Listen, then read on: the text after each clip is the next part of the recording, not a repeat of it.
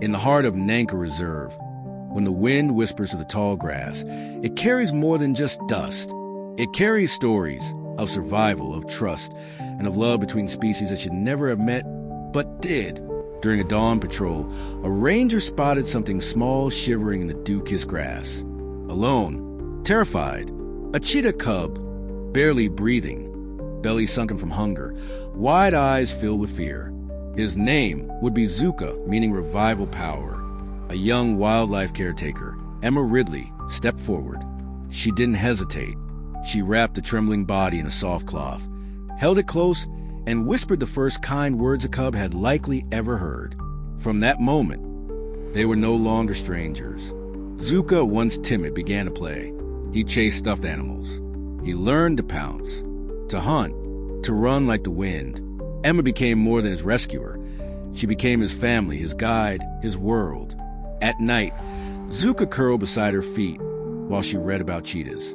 By day, she taught him how to be one. Time passed. Zuka was now a sleek, strong adult. The reserve made a difficult decision. It was time for Zuka to return to the wild.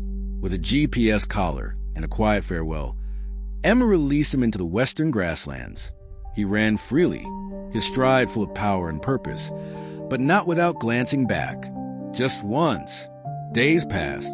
Then, footage from a trail cam, Zuka with his first hunt. A rabbit. Emma smiled with pride. The team cheered. He had made it, but fate wasn't done. The next day, Zuka wandered into an unfamiliar zone. Red soil, old cattle lands. He played with a rope. It seemed harmless until it wasn't. The loop tightened around his neck. Zuka collapsed, gasping for air. Alone, silent, the sky turned orange. The wind rose. The grass whispered, but no help came. Far away, Emma noticed something. Zuka's GPS hadn't moved. At dawn, when the signal still hadn't changed, she sounded the alarm. He's in trouble. The rescue team rushed in. They found him, barely breathing, blood-streaked fur, sunken eyes. Emma rushed to his side, tears falling as she stroked his face. "You're okay, Zuka. I'm here." Specialized cutters freed him from the rope. Every strand revealed raw wounds. But Zuka didn't resist. He knew he was being saved. They cleaned his wounds, stopped the bleeding, moved him beneath a tree for shade. But his breath was shallow. Emma knelt beside him, injected the stimulant. Everyone waited.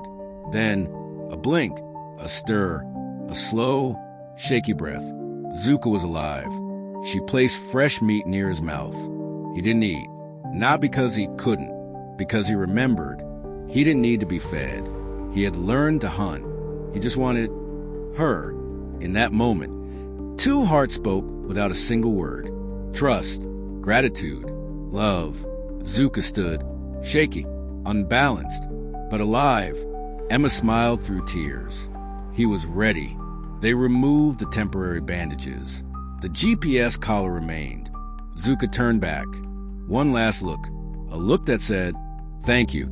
I won't forget." Then into the tall grass.